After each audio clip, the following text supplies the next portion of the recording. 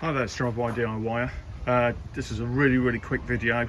If anyone had been watching my videos know, I've been having trouble with my clutch for a while and my master cylinder, but I've swapped that out, which is right down there. You can either see the shiny bolts. You have to take the cowling off, everything like that. That's what I explained in the last video. So to bleed it out, I've done it. Been lots and lots of different advice on forums that I've been on and stuff like that. I've never had to bleed out a Vauxhall Zafira, but the fact that I've had two master cylinders already would suggest that whoever's been bleeding it out is doing it wrong. So I picked up from a couple of Vauxhall tacks about reverse bleeding it. So, and I don't have Vauxhall machinery and things like that, but what I have got is this, which is an oil can. So basically what I did was got my oil can, filled it up with .4 brake fluid.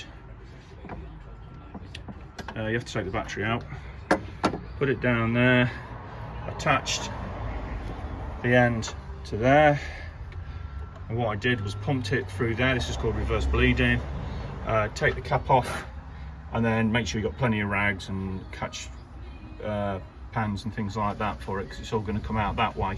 So basically it took me about probably 45 seconds to pump it up. Make sure your bleed nipples are open and then it's going in, because it'll go all over the shop.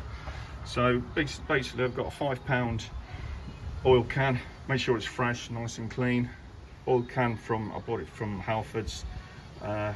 Filled it with .4, attached it there, pumped it through, took the cap off, came out that way, and I've now got a pedal and now I've got a clutch. I'm very happy.